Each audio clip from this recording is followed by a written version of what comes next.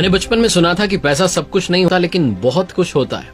ये कहानी सच्ची और अच्छी है, थोड़ा ध्यान से समझिएगा। अगर आप पैसा कमाना चाहते हैं, अमीर बनना चाहते हैं, अमीर बने रहना चाहते हैं। रॉबर्ट टी कियोसाकी नाम के इंसान की कहानी है। जब 5th क्लास में पढ़ते थे, जिस स्कूल में पढ़ते थे, वहां देखते थे कि अमीरों के बच्चे आते थे, उनके माता पिता, उनके पेरेंट्स आते थे महंगी गाड़ी में उनको छोड़ने के लिए। उन बच्चों के पास में महंगे आइटम होते थे। रॉबर्ट के जो फादर थे वो एक टीचर थे, PhD होल्डर थे, अच्छी पढ़ाई की थी, लेकिन कम कमाते थे। रॉबर्ट ने कहा मेरे डैड तो पुअर डैड है। रॉबर्ट घर पर गए एक दिन स्कूल से परेशान होकर के यही सोचते जा रहे थे कि मेरे पास में ये सब चीजें क्यों नहीं है, मेरे पापा कार से छोड़ने क्यों नहीं आते हैं। जाकर के पापा से कहा कि पापा अमीर कैसे बन सकते हैं। तो पापा ने कहा यूज योर हेड, अपना दिमाग चलाओ। छोटा बच्चा 5th क्लास का क्या करता, अपने दोस्त माइक के पास में गया और उससे कहा कि आओ थोड़ा पैसा कमाते हैं। आसपास के एरिया में जितना टूथपेस्ट था, जितनी वो टूथपेस्ट की ट्यूब होती है वो थी खाली वाली, उसको लेकर के आए। स्टील का बर्तन गैस पर रखा, गर्म पानी जो था उबलने के लिए छोड़ दिया, उसमें उसको डाल दिया और कुछ कोशिश में लगे थे। रॉबर्ट के फादर, रियल फादर जो है, घर पर आते हैं तो देखते हैं कि बच्चे क्या कर रहे हैं। उन्होंने कहा क्या कर रहे हो? तो रॉबर्ट कहते हैं कि पापा हम मनी कॉइन्स बनाएंगे, इससे सिक्के बनाएंगे। वो हंसने लगते हैं और कहने लगते हैं कि ये इल्लीगल है, ये नहीं करना चाहिए। फिर रॉबर्ट को लेकर के बैठते हैं अलग से और कहते हैं बेटा तुमने उस दिन सवाल पूछा था कि अमीर कैसे बन सकते हैं। मैंने मेरी लाइफ में पैसे के बारे में सोचा ही नहीं, एक नौकरी के बारे में सोचा, नौकरी करता रहा। पैसा ज्यादा कैसे कमा सकते हैं तो ख्याल ही नहीं आया। तुम्हारा जो दोस्त है माइक, उसके फादर बिजनेसमैन है। माना वो सिर्फ 8वीं पास है, मेरी तरह इतनी उन्होंने पढ़ाई नहीं की, सिर्फ 8वीं पास है, लेकिन वो तुम्हें बता सकते हैं कि अमीर कैसे बनते हैं। 9 साल का बच्चा माइक के डैड के पास जाता है, जिन्हें कहता है रिच डैड, और उनसे समझना शुरू करता है। कहानी की शुरुआत होती है, 30 साल तक समझता है। फाइनेंशियल जो एजुकेशन है वो उसे मिलती है और कमाल करके दिखाता है। रॉबर्ट टी कियोसाकी, जिनकी किताब है रिच डैड पुअर डैड, उसकी समरी आपको समझाने का प्रयास कर रहा हूं इस छोटे से वीडियो में। लर्निंग सीरीज आप देख रहे हैं, सीखोगे नहीं तो जीतोगे कैसे। मेरा नाम है आरजे कार्तिक। इससे पहले कि क्या सीखना चाहिए rich dad poor dad book से, मैं आपको बताना चाहता हूं कि जो इसके ऑथर हैं रॉबर्ट टी कियोसाकी, उन्होंने इस बुक में ये भी बताने की कोशिश की कि मेरे जो फादर थे, यानी कि जिनको वो रिच डैड कह रहे हैं, यानी कि दोस्त के फादर, और पुअर डैड यानी कि उनके रियल फादर, उनकी सोच में कितना डिफरेंस था। बचपन में वो बोलते हैं कि मैं सोचा करता था, कंफ्यूजन था, क्योंकि मैं छोटा था, मैं समझ नहीं आता क्या करें। रिच डैड की सुननी चाहिए, पुअर डैड की सुननी चाहिए, क्योंकि पैसों के बारे में दोनों का जो एटीट्यूड था, जो पर्सपेक्टिव था, वो बिल्कुल डिफरेंट था। हालांकि दोनों ही चाहते थे कि रॉबर्ट लाइफ में ग्रो करे। उनके पुअर डैड यानी कि रियल डैड जो थे वो ये कहते थे कि हम ये नहीं ले सकते हैं, हम वो नहीं ले सकते हैं, लेकिन जो रिच डैड थे उन्होंने ये लाइन कभी कही नहीं। जो पुअर डैड थे वो कभी भी डिनर टेबल पर डिस्कस करना पसंद नहीं करते थे पैसे के बारे में, लेकिन रिच डैड जो थे वो पैसे के बारे में डिस्कस करते रहते थे। जो रिच डैड थे वो ये कहते थे कि तुम्हें अपने आप से पूछना चाहिए, मान लो तुम्हें कोई चीज पसंद आ गई तो तुम्हें अपने आप से पूछना चाहिए कि इस चीज को कैसे ले सकते हैं। कई बार हम ये सोचते हैं कि तो मेरे बस की बात नहीं है और दिमाग को वहीं पर स्टॉप कर देते हैं, दिमाग उस बारे में सोचना ही बंद कर देता है, फाइल क्लोज हो जाती है। लेकिन अगर आप रिच डैड की बात माने, उनकी बात को फॉलो करें, तो वो कहते हैं कि आपको अपनी ब्रेन को काम पर लगाना चाहिए कि इस चीज को कैसे खरीदा जा सकता है। जैसे ही आप दिमाग को ये कहते हैं, दिमाग अपना काम करना शुरू कर देता है, ब्रेन की एक्सरसाइज होना जो है वो शुरू हो जाती है। इसलिए आप हमेशा अपने दिमाग को एक्टिव रखना चाहिए। पुअर डैड का यह मानना था कि रिस्क नहीं लेनी चाहिए, और रिच डैड ये कहते हैं कि रिस्क को मैनेज करना आना चाहिए। एक टर्म है कैलकुलेटिव रिस्क, वो लेनी चाहिए। पुअर डैड कहते थे कि बहुत सारी पढ़ाई करो, डिग्री लो, एक सिक्योर्ड जॉब करो। रिच डैड कहते थे कि पढ़ाई करो और पैसा कैसे काम करता है वो सीखो। पैसे के लिए काम मत करो, बल्कि उस पैसे को काम पर लगाना शुरू करो। तो 19 साल की उम्र में रॉबर्ट यानी कि इस बुक के जो ऑथर हैं वो डिसाइड कर लेते हैं कि रिच डैड की सुनेंगे, पैसों के बारे में सीखेंगे और लाइफ में ग्रो करते जाएंगे। अब क्या सीखने समझने वाली बात है, आइए उसके बारे में बात करते हैं। रिच डैड जो है वो ये कहते थे कि आप कितना पैसा कमा रहे हैं ये इंपॉर्टेंट नहीं है, इंपॉर्टेंट ये है कि आप कितना पैसा बचा रहे हैं। बहुत सारे लोगों को ये पता ही नहीं होता है। आपने देखा है वो सेलिब्रिटीज, वो सिंगर्स, वो एक्टर्स जो कि एक समय में बहुत अमीर थे, करोड़ों में कमाई कर रहे थे, लेकिन एक समय के बाद में उनके पास में कुछ बचता नहीं है, वो बैंकरप्ट हो जाते हैं, गरीब हो जाते हैं। जो एक महंगी लाइफस्टाइल मैनेज कर रहे थे, कुछ भी नहीं बचता है, क्योंकि वो फाइनेंशियली नॉलेज नहीं गेन कर पाए, अपने पैसे को मैनेज नहीं कर पाए और अमीर नहीं बने रहे। Rich dad poor dad book जो है आपको यही सिखाती है कि अमीर बनना और अमीर बने रहना दोनों में बहुत सारा अंतर होता है। अगर आप थोड़ा समझना चाहते हैं, इस कैश फ्लो को समझना चाहते हैं, तो सबसे पहले आपको एसेट के बारे में, लायबिलिटीज के बारे में समझना होगा।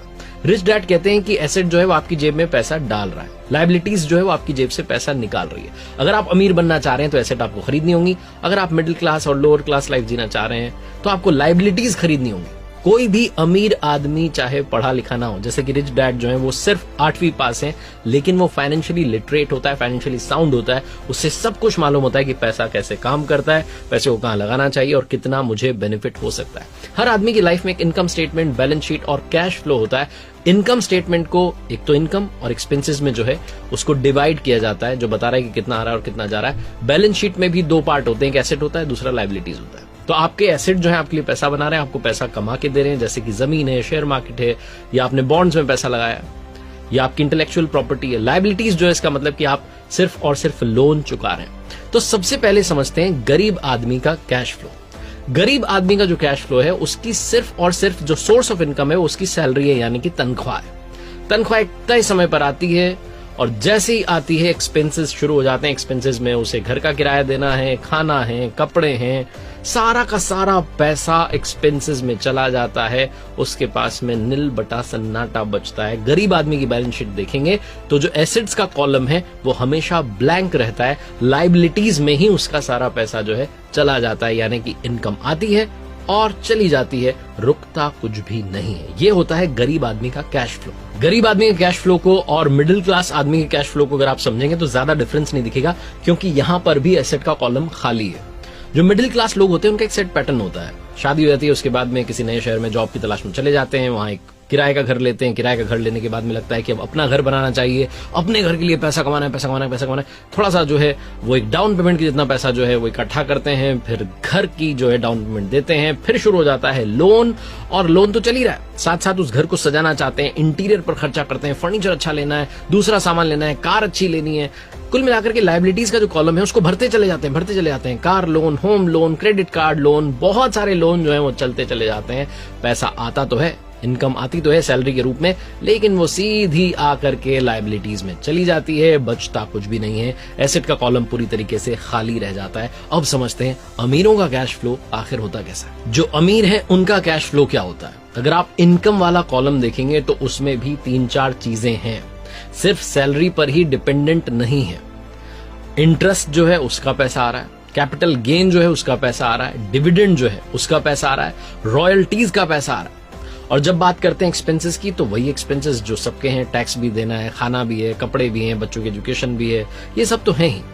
लेकिन जब आप बैलेंस शीट की तरफ जाएंगे तो आपको दिखेगा कि लायबिलिटीज में बहुत कम है और एसेट्स में बहुत सारा है। लायबिलिटीज में क्रेडिट कार्ड है और लोन है, क्योंकि अगर आप बिजनेस कर रहे हैं तो लोन तो आपको लेना ही है, आपके पास में खर्चा भी होगा तो आपको पैसा तो चाहिएगा ही। एसेट्स की अगर बात करें तो वहां पर स्टॉक्स हैं, बॉन्ड्स हैं, इंटेलेक्चुअल प्रॉपर्टीज हैं और भी बहुत कुछ है, साथ में बिजनेसेस तो चल ही रहे हैं। तो कुल मिलाकर के जो अमीर व्यक्ति होता है उसका सारा और सारा ध्यान होता है एसेट वाला जो कॉलम है उसको बड़ा करने में।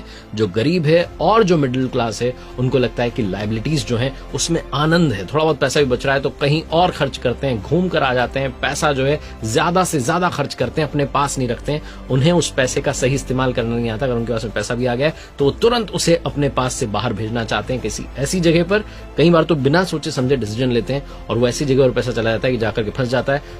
10 साल 15 साल के बाद में देखते हैं तो उस पैसे से ज्यादा ग्रोथ नहीं मिलती है। वो उसी रैट रेस में, जिसे कहते हैं ना रैट रेस, उसी में घूमते रहते हैं। पैसा कमाना है, खर्चे हैं, वापस से पैसा कमाना है, खर्चे हैं, नील बटे सन्नाटा आखिरी में लाइफ हो जाती है। इसलिए हमेशा एसेट वाला जो कॉलम है उसकी तरफ ध्यान दीजिए अगर आप रिच डैड की सुनना चाहते हैं। अमीर लोग जो होते हैं उनका इनकम सोर्स 3 टाइप का होता है। पहला ऑर्डिनरी यानी कि सैलरी, वो तो है ही। दूसरा है पैसिव यानी कि रियल एस्टेट से जो पैसा कमाया, जहां आप रहें ना रहें, ध्यान दें ना दें, पैसा आता रहेगा। और तीसरा है पोर्टफोलियो यानी कि शेयर मार्केट और सरकारी बॉन्ड से जो पैसा कमाया वो भी। दुनिया में जितने अमीर लोग हैं, चाहे वो जेफ बेजोस हो, चाहे इस बुक के ऑथर हो, चाहे जो फॉर्मर प्रेसिडेंट है अमेरिका के डोनाल्ड ट्रंप हो, ये सब अमीर क्यों बने? क्योंकि इनका पैसा, ये चाहे उस जगह पर थे या नहीं थे, पैसा ग्रो कर रहा था, पैसे से पैसा बनता चला जा रहा रहा था। जो आम आदमी होता है, जो गरीब आदमी होता है, जो मिडिल क्लास आदमी होता है, वो पैसे से सिर्फ और सिर्फ खर्चा करना जानता है, वो पैसे की नॉलेज नहीं रखता, फाइनेंशियल एजुकेशन जो है वो नहीं रखता, और इस चक्कर में उसे बड़ा सारा नुकसान उठाना पड़ता है।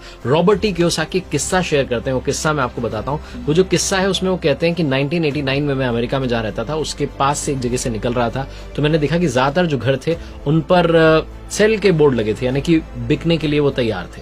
उस समय अमेरिका में रिसेशन आ गया था, शेयर मार्केट टूट चुका था और वहां की रियल एस्टेट जो मार्केट थी वो भी बहुत खराब हालत में थी। तो इन्होंने देखा कि एक घर के नोटिस बोर्ड पर बहुत दिनों से सेल का जो था बोर्ड लगा हुआ था। उस घर के मालिक से जाकर के मिलते हैं और पूछते हैं कितने में बेच रहे हो, तो कहते हैं कि मैंने तो बेचने के लिए लगाया लेकिन कोई खरीदार आ ही नहीं रहा है। तो रॉबर्ट पूछते हैं कि मुझे घर पसंद आ रहा है, आप क्या बोलते हैं कितने में? तो $20,000 में डील जो है फाइनल होती है।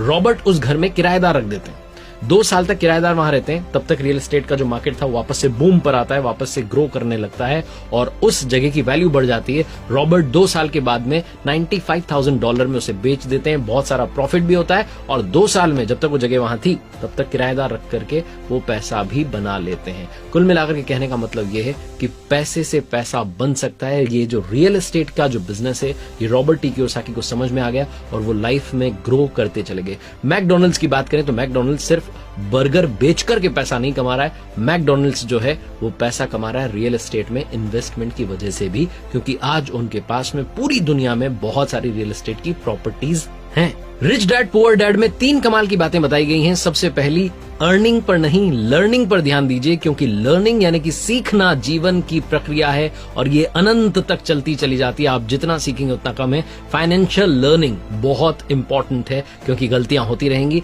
हर गलती से सीखिए, आगे बढ़ना शुरू कीजिए। दूसरी, गलतियां उसी से होती हैं जो जीतने के लिए खेलता है। अगर आप जीतने के लिए खेल रहे हैं तो गलतियां होंगी, गलतियां होने दीजिए, उनसे सीखिए, आगे बढ़िए। और तीसरी, पैसे के लिए काम मत करो, पैसे को काम पर लगाना शुरू करो। और अगर आप फाइनेंशियल नॉलेज चाहते हैं, लिटरेट होना चाहते हैं फाइनेंशियली, तो आपको पढ़नी चाहिए रिच डैड पुअर डैड। देखते रहिए हर सोमवार सुबह 9:30 बजे मेरे साथ एक नई कहानी और हर शुक्रवार सुबह 9:30 बजे लर्निंग सीरीज का एक नया वीडियो।